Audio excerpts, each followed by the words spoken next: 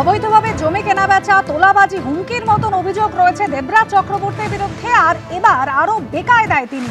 বিধাননগরের প্রাক্তন মেয়র পরিষদ তার বিরুদ্ধে এবার এফআইআর রুজু করে তদন্তে এনফোর্সমেন্ট ডিরেক্টরেট। ধৃত প্রাক্তন তৃণমূল বিধায়ক অদিতি মুন্সির স্বামীর বিরুদ্ধে আগেই অভিযোগ। আমাদের প্রতিনিধি প্রকাশ সিনহা এই মুহূর্তে সরাসরি রয়েছেন আমাদের সঙ্গে। প্রকাশ, মূলত দেবরাজ চক্রবর্তীর বিরুদ্ধে এফআইআর রুজু করে এনফোর্সমেন্ট ডিরেক্টরেট তারা তদন্ত শুরু করেছে কোন কোন অভিযোগের পরিপ্রেক্ষিতে?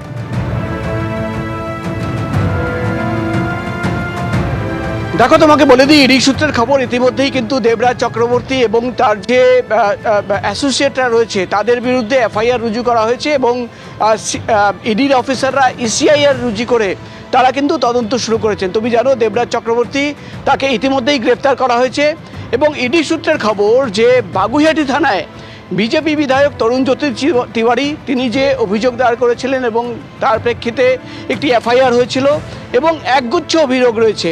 সেই সমস্ত অভিযোগ সামনে রেখেই কিন্তু ইডি আধিকারিকরা এবার তদন্ত শুরু করেছেন। মূলত ইডির যে তদন্তর বিষয় হবে যে টাকা কোথা থেকে আসলো, কাদের কাছে পৌঁছে গেল, মানি লন্ডারিং অর্থাৎ কোনো প্রভাবশালী যোগ রয়েছে কিনা, অর্থাৎ দেবরাজ চক্রবর্তী বা তার সিন্ডিকেটের সদস্যদের বিরুদ্ধে যে অভিযোগ যে বিপুল অঙ্কের টাকা তোলাবাজির বাবদ এবং প্রতারণা করে তুলেছে একাধিক জায়গা থেকে, সেই টাকা কোনোভাবে কোনো প্রভাবশালী কাছে পৌঁছেছিল কিনা। এবার কিন্তু দেবরাজ চক্রবর্তী, যাকে ইতিমধ্যেই বিধাননগর পুলিশ গ্রেপ্তার করেছে, তার সংকট আরও বাড়ল। মূলত যেটা ইডি সূত্রের খবর, ইতিমধ্যেই তারা কিন্তু এফআইআর করেছেন এবং এফআইআর করে যে অভিযোগকারীরা রয়েছে, যাদের অভিযোগ, তাদের সঙ্গে ইতিমধ্যেই কিন্তু ইডি আধিকারিকরা কথা বলছেন, তাদের বয়ান রেকর্ড করা হচ্ছে এবং যে অভিযোগ রয়েছে সেখানে প্রাথমিকভাবে যেটা ইডি সূত্রের খবর, একটি সিন্ডিকেটের কথা উঠে আসছে। অর্থাৎ শুধুমাত্র দেবরাজ চক্রবর্তী নয়, একটা সিন্ডিকেট অ্যাক্টিভ ছিল যার মাথায় কিন্তু দেবরাজ চক্রবর্তী তিনি ছিলেন এবং তার নির্দেশেই এই গোটা তোলাবাজির র্যাকেট বা প্রতারণার র্যাকেট অ্যাক্টিভ ছিল। কারা কারা ছিল, কত টাকা, সেই টাকা কোথায় গেল, কোনোভাবে বেনামি সম্পত্তি কেনা হয়েছে কিনা, একাধিক তথ্য রয়েছে, একাধিক প্রশ্ন রয়েছে, যেটা সামনে রেখে কিন্তু ইতিমধ্যেই ইডি আধিকারিকরা ইসিআইআর রুজু করে তদন্ত শুরু করেছেন এবং আগামী দিনে ইডি সূত্রের খবর দেবরাজ চক্রবর্তীকে তারাও কিন্তু নিজেদের কাস্টাডিতে নিয়ে তাকে জিজ্ঞাসাবাদ করতে চান। কিন্তু সব মিলিয়ে যেটা বড় খবর যে এবার কিন্তু ইডি আধিকারিকরা দেবরাজ চক্রবর্তীর বিরুদ্ধে ইসিআইআর করে তদন্ত শুরু করেছেন। ধন্যবাদ প্রকাশ। রাজ্য পুলিশের এসটিএফ এর জালে দেবরাজ চক্রবর্তী। পুরুলিয়া ঝাড়খণ্ড সীমানা থেকে ধৃত প্রাক্তন তৃণমূল বিধায়ক অদিতি মুন্সির স্বামী। বাগুইহাটি থানায় 12 মে রুজু হওয়া মামলার প্রেক্ষিতে গ্রেপ্তার দেবরাজ চক্রবর্তী। মেডিকেল টেস্ট ইতিমধ্যেই হয়ে গিয়েছে। বিধাননগরের প্রাক্তন মেয়র পরিষদকে আজই তোলা হবে বারাসাত আদালতে। আমাদের প্রতিনিধি সুকান্ত মুখোপাধ্যায় সরাসরি রয়েছেন আমাদের সঙ্গে। সুকান্ত, আজ কখন তাকে আদালতে তোলা হবে এবং পুলিশের তরফ থেকেই বা কি আবেদন জানানো হবে? দেখো, আজকে ভোরবেলাতেই পুরুলিয়া থেকে বাই রোড বাগুইহাটি থানাতে আনা হয় 5টার কিছু পরে এবং তারপরে তার মেডিকেল টেস্ট হয় 7:30টার পর। তাকে নিয়ে যাওয়া হয় দেশবন্ধু স্বাস্থ্য কেন্দ্রে, যা বাগুইহাটি থানা থেকে মাত্র 200 থেকে 250 মিটার দূরে এবং সেখান থেকে এই মুহূর্তে তাকে নিয়ে আসা হয়েছে ফের বাগুইহাটি থানাতে এবং এখান থেকে আবারও একবার তাকে কিন্তু আদালতের উদ্দেশ্যে বের করা হবে। 1টার কিছু আগে তাকে এখান থেকে বের করা হবে এবং বারাসাত আদালতে তুলে পুলিশ সূত্রে যেটা জানা যাচ্ছে যে তাকে থরলি জিজ্ঞাসাবাদ বা ম্যারাথন জিজ্ঞাসাবাদ প্রয়োজন এবং সেই কারণে নিজেদের হেফাজতে চেয়ে কিন্তু আবেদন জানানো হবে। কি কি সেকশনে গ্রেফতার করা হয়েছে তোমাকে জানিয়ে রাখি। কেষ্টপুরের একজন বাসিন্দা প্রমোটার, তিনি 24 নম্বর ওয়ার্ডে থাকেন, তার কাছ থেকে 30 লক্ষ টাকা নিয়েছিলেন দেবরাজ এবং প্রথম দিকে তিনি যখন টাকা দিতে রাজি না হন তখন তাকে কিন্তু মারধর করা হয় এবং টাকা দেওয়ার পরও কিন্তু তাকে বারবার থ্রেট করা হয়েছিল এবং পরবর্তী সময় তার অভিযোগের পরিপ্রেক্ষিতে দেবরাজ অ্যারেস্ট হয়। যে সেকশন দেওয়া হয়েছে বিএনএস অ্যাক্টের 316 sub clause 2, 318 sub clause 4, 61 sub clause 2 এবং 111, অর্থাৎ আর্থিকভাবে বিশ্বাসভঙ্গ, অর্গানাইজড ক্রাইম এবং তোমার বেআইনিভাবে আটকে রাখা, এরকম একাধিক যে জামিন অযোগ্য ধারা এই দেবরাজের বিরুদ্ধে কিন্তু রয়েছে। পুলিশ সূত্রে যেটা জানা যাচ্ছে যে তারা তদন্ত করে ইতিমধ্যে জানতে পেরেছেন যে বিগত 5 থেকে 10 বছরে যে পরিমাণ সম্পত্তি দেবরাজের রয়েছে তার সাথে কিন্তু তার যে আয়, মাসিক যে তার আয়, তিনি মেয়র পরিষদ ছিলেন বিধাননগরে, তার সাথে কোনো রকম সঙ্গতি নেই। পাশাপাশি একটি সংস্থার নাম জানা গেছে ডিসি গ্লোবাল। সেই ডিসি গ্লোবাল খাতায় কলমে সেই সংস্থা থাকলেও সেই সংস্থা কিন্তু কোনো রকমভাবে কোনো এক্সিকিউশন নেই, অর্থাৎ সেই সংস্থার কোনো অফিস নেই। নেই। এই সংস্থার নামে সমস্ত জমি কেনা, সমস্ত প্রপার্টি কেনা এবং আর্থিকভাবে একাধিক যে প্রতারণার অভিযোগ সব কিন্তু এই সংস্থার মাধ্যমেই করতো। ফলত এই সংস্থা আদপে ডিসি কে অর্থাৎ দেবরাজ চক্রবর্তী নাকি অন্য কেউ, পুরো বিষয়টা খতিয়ে দেখতে চাইছেন তদন্তকারীরা, এবং এই যে বিপুল সম্পত্তি তার উৎস কি আছে সেটাও তদন্তকারীরা জানার চেষ্টা করছেন। ফলত তার কিছুক্ষণের মধ্যে দেবরাজকে আদালত থেকে একেবারে থানা থেকে বার করা হবে এবং বারাসাত আদালতে তাকে পেশ করা হবে। ধন্যবাদ সুকান্ত। ডেডলাইন পার, শওকত মোল্লার ছেলের বেআইনি ক্যাফে ভাঙার কাজ কিন্তু ইতিমধ্যেই শুরু হয়ে গিয়েছে। আপনারা জানেন 29 তারিখ পর্যন্ত ডেডলাইন ছিল, সেই ডেডলাইন পেরিয়ে গিয়েছে। আর এবার দেখুন বুলডোজার নিয়ে এসে ভাঙা হচ্ছে শওকত মোল্লার ছেলে ইমরান মোল্লা তার এই বেআইনি ক্যাফে। ক্যানিং এর মৌখালিতে একেবারে মাতলা নদীর চর ভেঙে চর দখল করে তৈরি হয়েছিল এই ক্যাফে।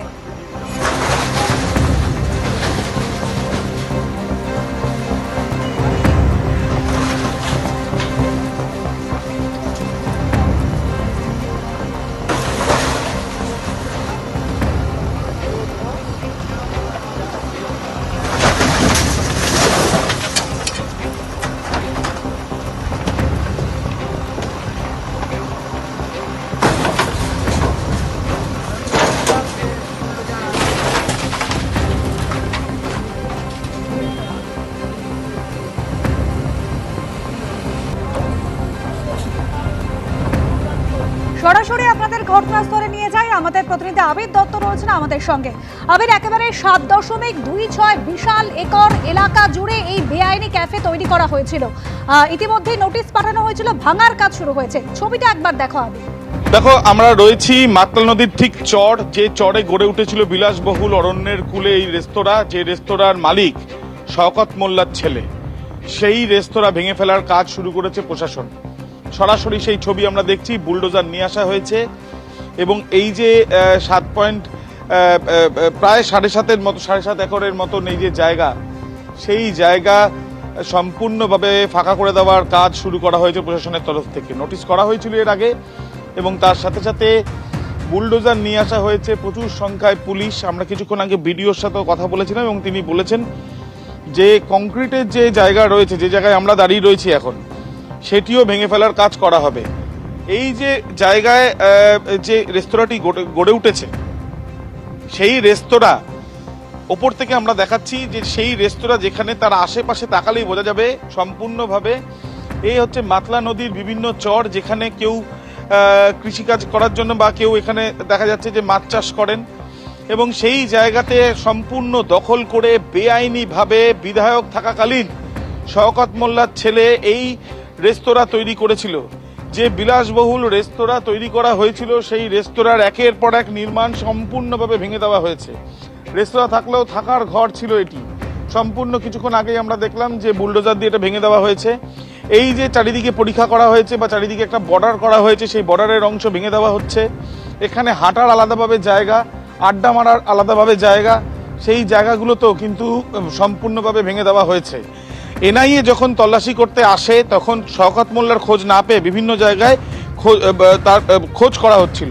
তার মধ্যে অন্যতম এই অরণ্যের কূলে এই রেস্তোরাঁ, আলিশান এই রেস্তোরাঁ, সেই রেস্তোরাঁতে এসেই প্রকাশ্যে আসে যে কিভাবে এই মাতলা নদীর চর দখল করে এখানে এইভাবে এই নির্মাণগুলো তৈরি হয়েছিল। যে নির্মাণ তৈরি হওয়ার জন্য এখানে এসে শওকত মোল্লার খোঁজ না পাওয়া গেলেও প্রকাশ্যে এই যে সামনে আসে এই যে রেস্তোরাঁ, এই এত বড় রেস্তোরাঁ, তারপরেই নোটিশ যায় শওকত মোল্লার ছেলের কাছে। তাকে হাজির হতে বলা হয়, তার আইনজীবী হাজির হয় এবং পরবর্তীকালে সমস্ত জিনিসপত্র সরিয়ে ফেলার কথাও বলা হয়। এবং তার সাথে সাথে আমরা দেখেছি যে এই যে 29 তারিখ অবধি ডেডলাইন দেওয়া হয়েছিল, সেই ডেডলাইনের পর আজকে সম্পূর্ণভাবে ভেঙে দেওয়া হচ্ছে এই রেস্তোরাঁ। তার কারণ এই যে নদীর চর দখল করে এই যে তৈরি হয়েছিল এই রেস্তোরাঁ, এই নিয়ে স্থানীয় বাসিন্দারা কিন্তু একের পর এক অভিযোগ তুলেছিলেন। সেই সময় কেউ বলেছিলেন যে জোর খাটিয়ে ক্ষমতার অপব্যবহার করে শওকত মোল্লা এই জায়গা দখল করেছে, তার ছেলের জন্য তৈরি করে দেওয়া হয়েছে।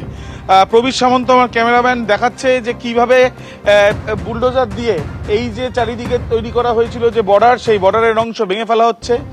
প্রশাসনিক আধিকারিকরা তারা এখানে রয়েছে পুলিশও। প্রায় 7.5 একর এই যে জমি নিচকে, এই জমিতে কোনো রকম কোনো নির্মাণ তৈরি করার কথাই নয়। তার কারণ নদীর চর, নদীর চর দখল করে এগুলো হওয়া মানে হচ্ছে নদীর গতিপথে একটা বাধা দান, নদীর গতিপথ পরিবর্তন হওয়ার একটা পরিস্থিতি তৈরি হতে পারে।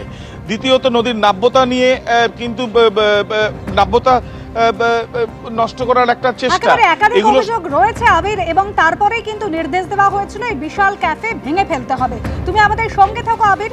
ক্যানিং টুর ভিডিও অভিনন্দন ঘোষ তিনি কি জানিয়েছেন শোনাবো।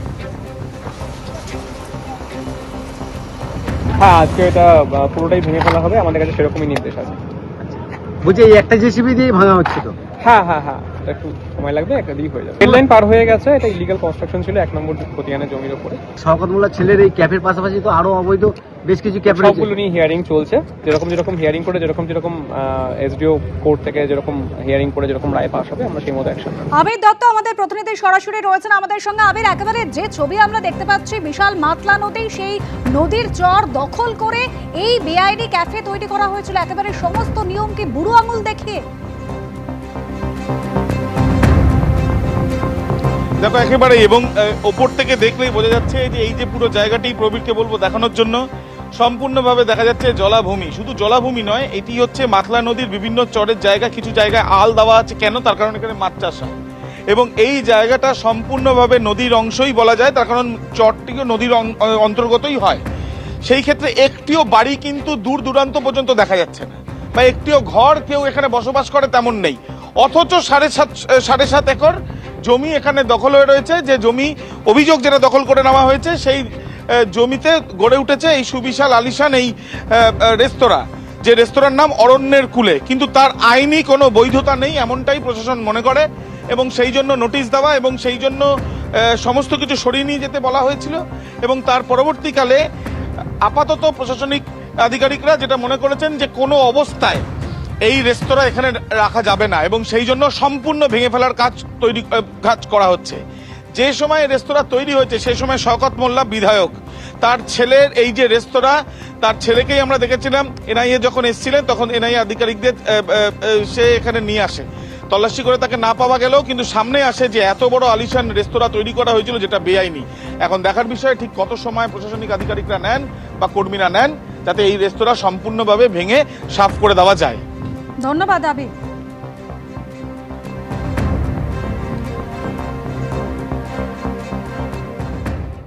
এবিপি আনন্দ, এগিয়ে থাকে, এগিয়ে রাখে।